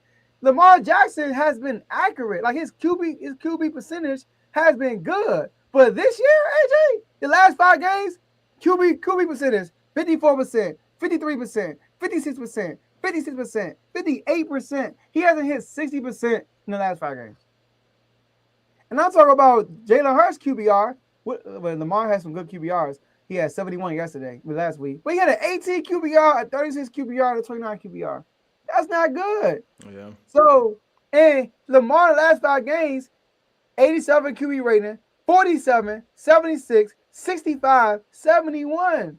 That's not Lamar Jackson. When he started the season, 144 QB rating, 128, 148, 86, and 143. This is a big drop-off.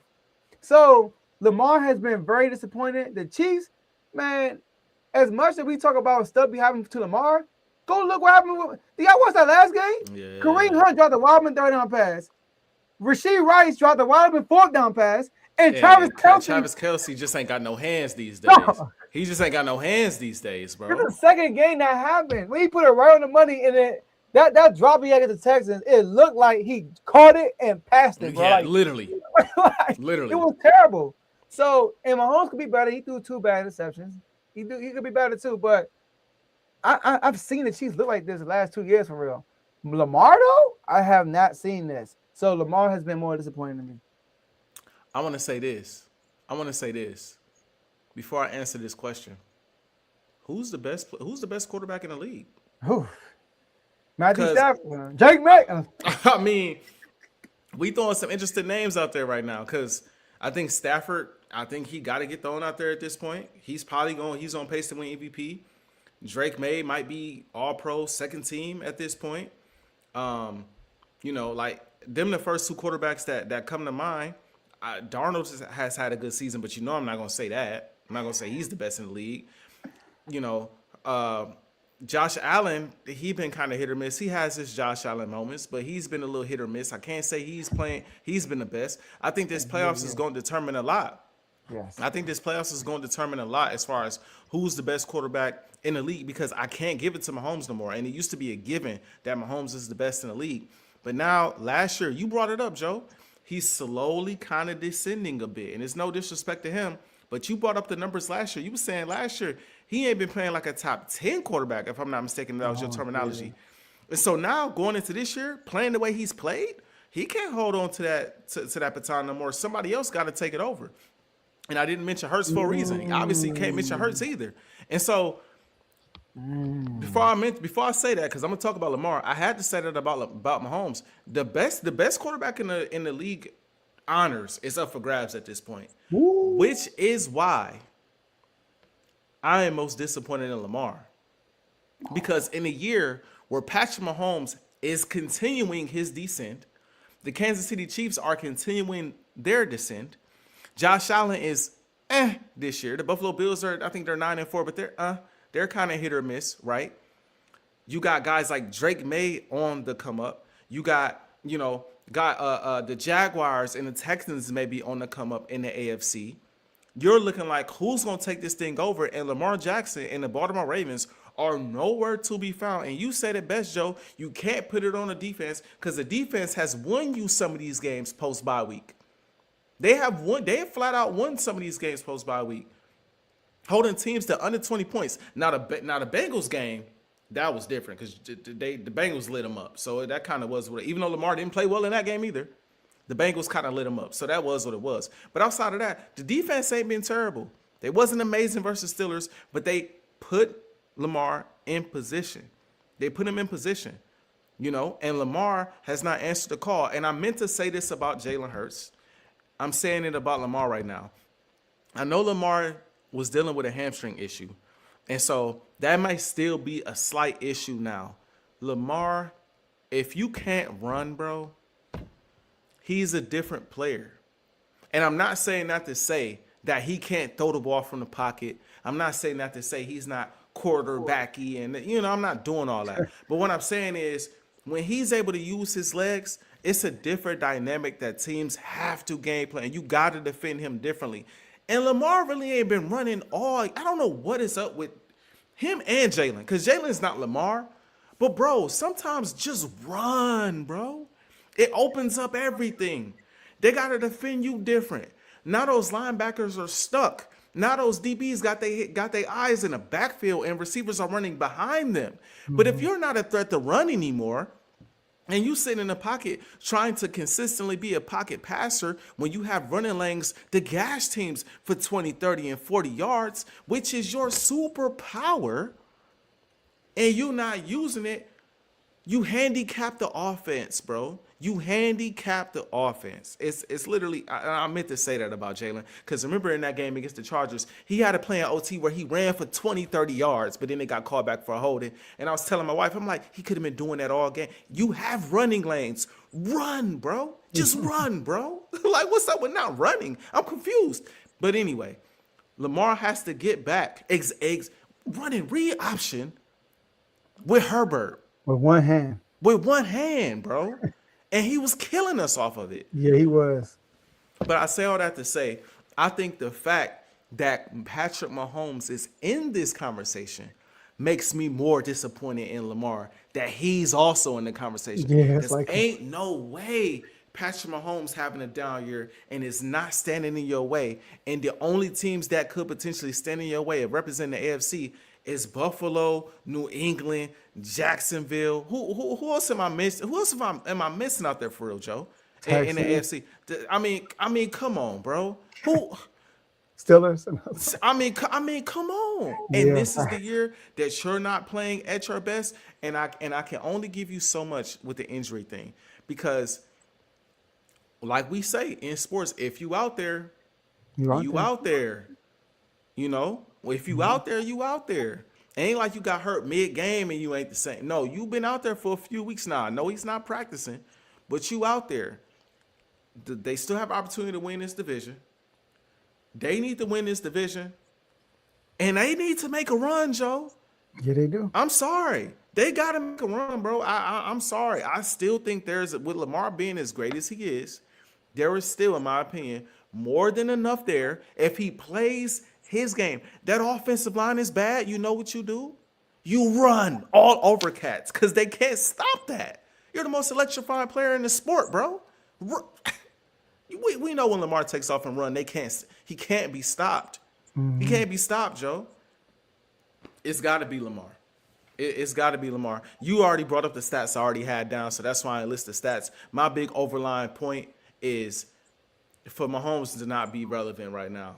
Ain't no way you about to let Drake May sneak in there and represent the AFC potential. Are you serious? Are you serious, Joe? No, for real. Oh, my goodness. This is the year to do it. Oh, my goodness. Yeah, this is a year to do it. I saw a post that said, It would be so Josh Allen and Lamar like to miss the playoffs when Mahomes missed the playoffs. That's crazy. Terrible timing, bro. That's Terrible crazy. timing to miss the playoffs. I do want to mention him not running the ball. I think the last 3 games he's been running the ball more. You look at last year, he didn't run. He ran the ball more than 9 times. On after week 6, he didn't run the ball more than 9 times. So in last game he had 7 runs. Before that 6 and 7. So he had 6. But he has been. My kids gonna love that. He has been running the ball though. I'm saying. My bad. That's why I said I don't think the last 2 games when I've seen from him, when I was, even though he had 7 rushes against the Jets, he looked hurt. I could see like, okay, he could have ran right there, but he didn't. Like he looked hurt. But against the Bengals and the Steelers, AJ, he looked healthy. That's why in my eye, I'm not gonna give him a pass because he don't look hurt.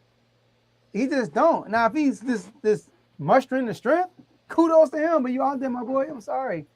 And Lamar is better than this. This is just like we got I feel like we both got higher standards for Lamar than we do for our own quarterbacks, like especially in the regular season. It's like, come on, Lamar, you are arguably the best. Like when Mahomes is down, we should have been right now. Lamar the best quarterback in the league. That's what we should be saying right now. And that's why it's like I'm so disappointed in him. And like you said, Carl said this before. He said maybe this is a year we get to the playoffs through the back door. And then we win in there, win everything. I'm like, hey, maybe, but the way y'all looking, but you gotta get there. It's no way you missed the playoffs this year. And I also want to respond. Excuse me, I want to respond to this before we get to the pickems really quick. It's about timely runs. It ain't just about how many times you run. Because I think you should run more than 7. I think you should average 10 rushes a game easily. Easily, not only from scrambles, but from read option. Lamar should be running the ball at least 10 times a game. But it's about timely runs, those crucial third downs. It's sometimes he takes sacks he ain't got no business taking, Joe. We could talk about the offensive line all we want. It's too many times where you got to run the lane and you patting the ball or you trying to maneuver in the pocket when you could just run, bro, and take off and get a first down. He took a second in the game. I mean, come on, bro. That he didn't have to take, bro. Like he some of them sacks he don't have. You know your offensive line is not good. Oh my God. Herbert knew last Monday night his offensive line wasn't good. He started running all over the place. He was taking off. You're right. I mean, come on now. Right. Come on now. And it gashed her. He led them in rushing. You're right. He took off. And it was time he was running into sacks, but I was like, all right. He put the pressure. So I'm taking off. And I do want to say this, Carl, too. I must have had the footage. We can move on, AJ. The last play of the game, first of all, it was the worst 2-minute drive I seen when they about to end the game. Like, they got the ball back, and they could have won, and that 2-minute drill was terrible. The last play of the game, when he got sacked, it was like 8 seconds on the clock, AJ. And everybody, and then all the DBs are backed up. I'm like, bro, Lamar, like you a command audible and tell one of these receivers just throw the ball to the sideline, get a little closer. You know what I mean? Instead, everybody did a go route. And now he's patting the ball, he's running, and then he gets sacked. Yep. It's like, dog, somebody could have easily just ran to the flat, just throw it. Remember what we did to the Bears? Yep. Just get a little quick one in. Get a little quick, because they were in striking range to get a touchdown. Like, literally, Right. I think they were on a 20-yard line or 30-yard line. Bro, get an extra 8 yards easily. And then you got 20 yards on the last play. That's pretty. But that was on the mark. But let's move on to the pick'ems, though. Let's get to these pick'ems. Hey, you did good, man. I want to say, Joe, if it wasn't for the Eagles, that kind of hurt. But I've been on a little hot streak, Joe. These last 2 weeks, you've been cooking. These I think it's like last 3 weeks. I've been on a roll. I didn't have a winning record these last 3 weeks, man. Yeah, you know what I mean? I didn't delete that. I did not play part, but yeah, I went 7-7, man. I wish I could quickly look at this real quick. Let me see really quick if I can. Oh, I can. So last week I went 10-4. The week before that I went 10-5. The week before that I went 8-6. I've been heating up, bro. I've been heating up. So again, if you're trying to make a little money, your boy AJ heating up. Now I'm a little biased with my birds, so you might not want to always go with me with them. But all these other picks, hey, rock out. Now I don't know what the spread is with this Raiders game, but whatever it is, I'm going with Philly. I'm just gonna put that out there now. Yeah, man. You know, I went 500. I gotta catch it. I got some weeks left though. I got time. Let's get it, y'all. All right, let's go. You got it? Yes, sir. I got it up. All right, so we got 3 weeks. Yep, we got the Atlanta Falcons at the Tampa Bay Buccaneers. The Buccaneers are favored in this matchup, -4.5. Hold on. Am I on the right week? No, you're right. I'm on your thing. Okay. I'm on your thing. Hold on, let me back up. I'm way ahead. I'm like, what are you talking about? I'm way ahead. All right, here we go. Falcons and the Bucks. The Bucks been struggling. They have. I actually won the spread. I picked the Saints on my spread. Yeah, I knew they. But the Falcons, man, this is Drake. Give me the Bucks. Yeah, I'm gonna go with the Bucks as well. Next, we got the Cleveland Browns at the Chicago Bears. The Bears are favored in this matchup, -6.5 at home.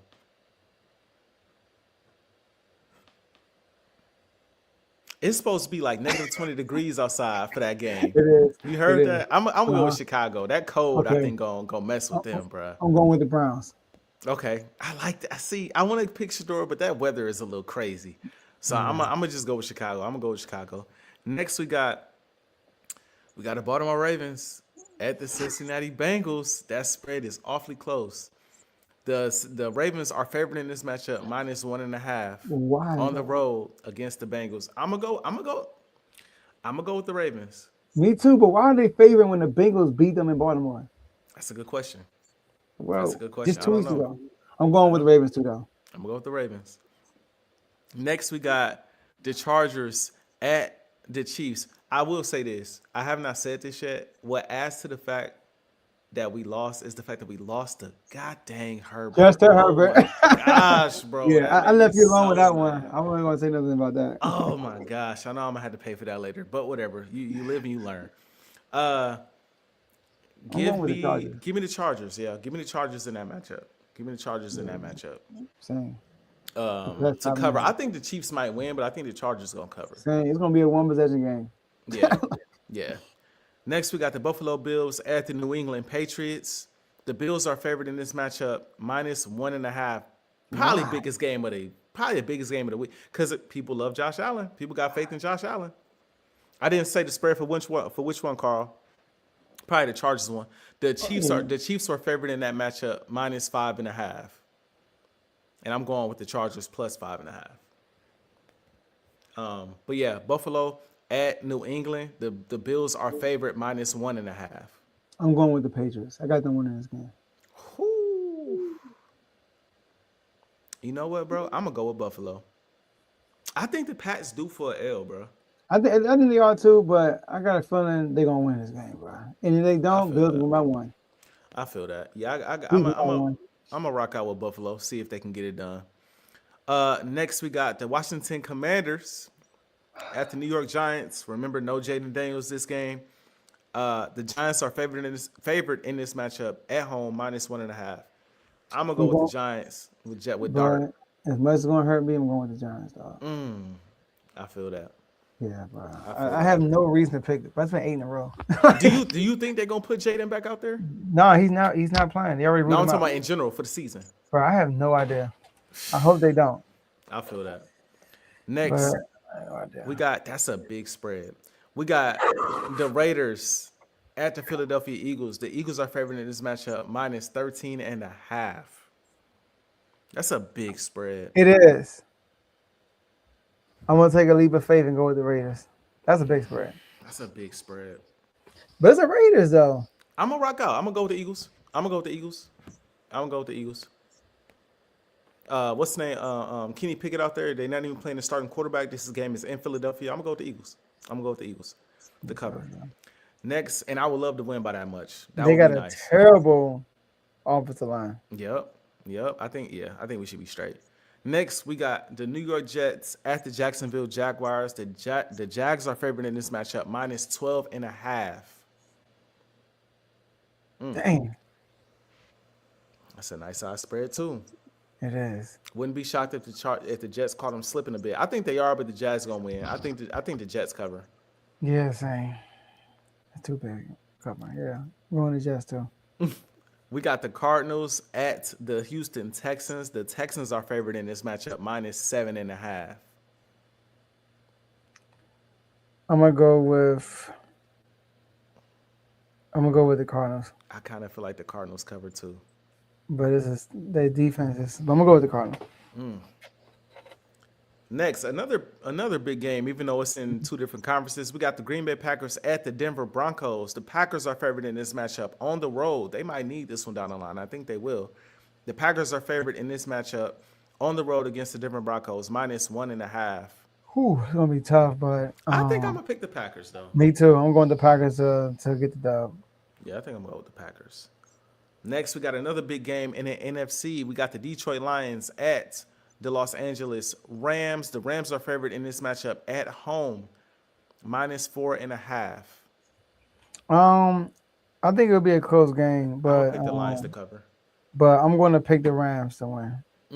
By more than The Rams to cover the 4.5. Mm-hmm. Okay. Go with the I got Detroit. I like what I seen from Detroit against Dallas, and I know it's Dallas and they not the Rams, but it looked like they starting to get they mojo back a little bit. So I'm gonna go with Detroit. Next, we got the Carolina Panthers at the New Orleans Saints. The Panthers are favored in this matchup, -2.5 on the road. I'm gonna go with the Panthers as well. Me too. But the Panthers are weird on the road. They're very weird. This is facts. But give me the Panthers though. I feel that. We got the Tennessee Titans at the San Francisco 49ers. The 49ers are favored in this matchup, -13.5. Give me the Niners. Give me Tennessee. That sounds crazy, but give me Tennessee to cover that. Oh man. Next we got this spread. Well, Danny Jones just got hurt, but is Phillip going to be the starter for the Colts? They said he has a chance. He has a possibility. Give me Seattle -10.5. Lord have mercy. Against Seattle too. So yeah, the Colts on the road against the Seahawks. The Give me spread for Seattle is in favor of Seattle -10.5, and I am going to take 10.5 in favor of Seattle until I see what old man Rivers got. We got the Vikings at the Dallas Cowboys. I wish this game was in Minnesota because I low-key predict the upset, but I just don't know. The Cowboys are favored in this matchup against the Vikings at home, -6.5. I'm going to go with Dallas. Me too. I'm going with Dallas. And last but not least, Monday night, we got the Miami Dolphins at the Pittsburgh Steelers. The Steelers are favored in this matchup, -3.5. Carl says Seattle. Carl silly. I'm going with Miami. Ooh. That's 3.5. I'm gonna go with the Steelers at the crib. Okay. I'm gonna go with the Steelers at the crib. All right. And that's it, man. Hopefully I can keep this hot streak going, man. Hopefully I can keep this hot streak going, man. Win y'all some money. Win y'all some money. So let's wrap this up. My last word, shout out to the whole Refuse to Lose network. Shout out to everybody on AJ's platform, Time Out that's watching. Shout out to the whole R2L community. We appreciate everything y'all do, to keep the community flowing throughout the day, 24/7. And Commanders, man, be smart. Come on, man. Just be smart. Just let the man sit, man. Let the man sit and let Marcus Mariota start. Shoot, last game of the season, start Sam Hartman if you have to. So we get a high draft pick. But Kings, we trash. And I know that though.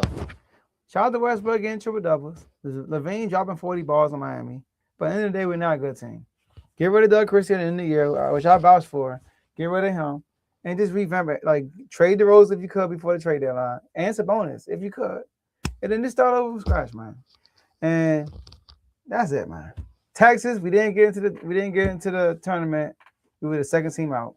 It is what it is. Shout out to Miami though, University. I was rooting for y'all to get in. Y'all got in. Yeah, man. That's all I got for you. My team is not good right now. That's tough. That's a tough space to be in again, bro. After what we just seen. I also forgot to mention during the Commanders topic, man. Y'all get a high draft pick, bro. That'll be big for y'all. Anyway, Appreciate everybody for tuning in. My last words. Thank you to everybody, like Joe said, on my channel, on the Refuse to Lose channel. Appreciate all of y'all. It's been fun, Joe. Great episode today. Listen, bro. Eagles, listen, bro. Just get it together. That's all I ask. And mainly Jay Hurts, because it seemed like everybody else starting to get it together and you struggling. Bro, just go back to how you was playing, protecting the football.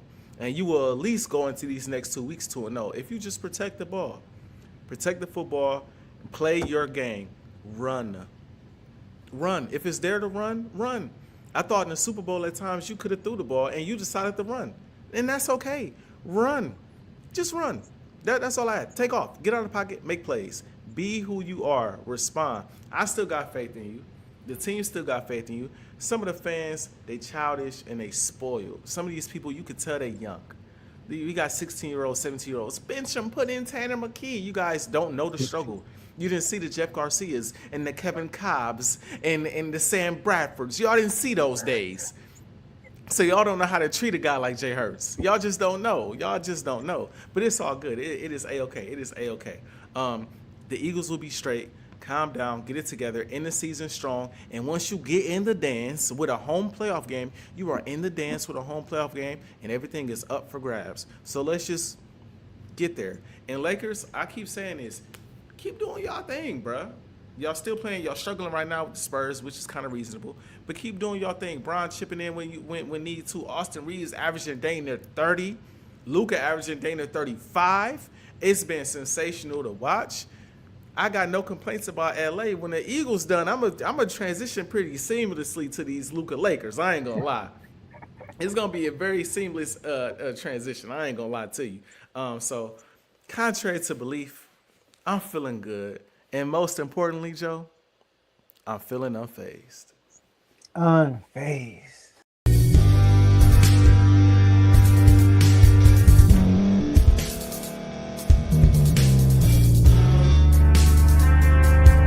Thank you for staying to the end. If you're watching this on YouTube, please like this video, subscribe, and also hit that notification button so you can be notified next time we put out a video. If you're listening on any podcast platform, subscribe and hit that notification button, y'all, so you can be notified we put out another podcast audio. And last but not least, hit that share button. No matter what you're listening to or watching it, hit that share button and send it to somebody that you know that would love to watch this episode you just listened to. So once again, thank you for staying to the end, and we'll see y'all in the next episode.